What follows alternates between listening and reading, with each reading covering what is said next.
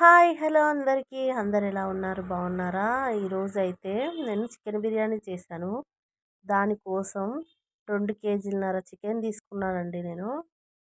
2 కేజీలన్నర chicken తీసుకొని శుభ్రంగా కడుక్కొని ఇలా గిన్నెలో వేసుకున్నాను.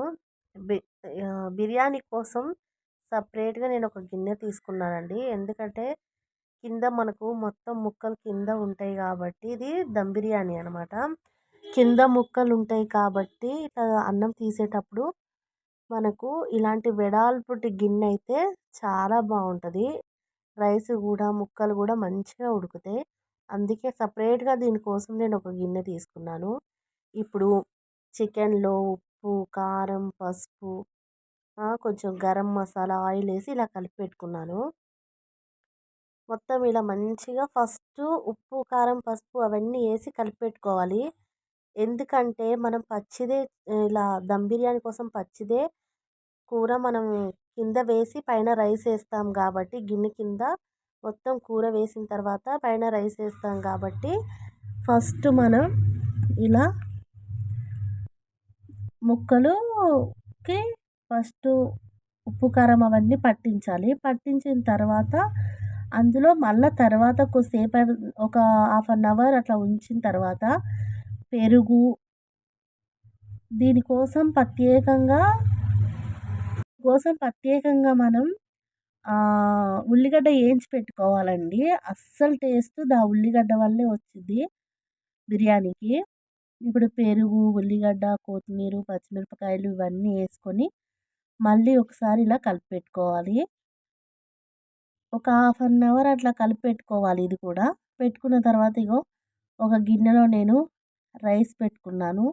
దాంట్లో కొంచెం కొత్తిమీర, పుదీనా, దాల్చిన చెక్క, లవంగాలు అవన్నీ వేసాను రైస్లో. వేసిన తర్వాత అదంతా ఉడికిపోయిన తర్వాత ఇలా తీసుకొని అది ఒక 70% రైస్ ఉడికిన తర్వాత తీసుకొని ఇలా గిన్నెలో వేసుకొని చికెన్ పైనుంచి ఇలా వేసుకోవాలి. వేసుకున్న తర్వాత కింద చికెన్ ఉండిపోయింది కదా, అంటే పచ్చి చికెన్, దమ్ బిర్యానీ అంటే పచ్చి చికెన్తోనే చేసుకుంటాం కదా.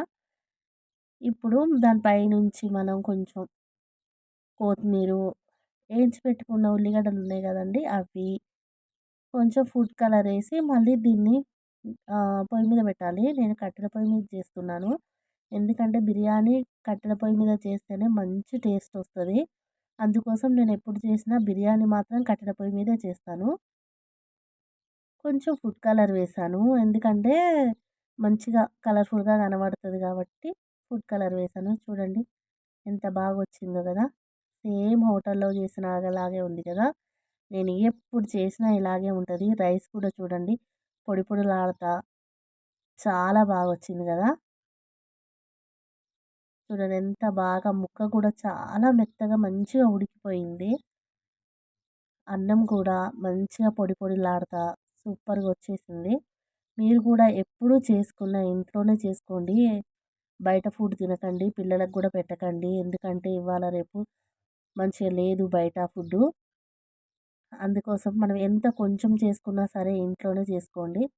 చూడండి ఎంత బాగా వచ్చిందో కదా, కలర్ఫుల్గా కనబడుతుంది. చూడండి పీసులు కూడా చాలా మెత్తగా ఉడికిపోయినాయి. అందుకే నేను ఎప్పుడు చేసినా ఇలాంటి వెడల్పటి గిన్నెలో చేస్తే బిర్యానీ మంచిగా వస్తుందండి. ప్లీజ్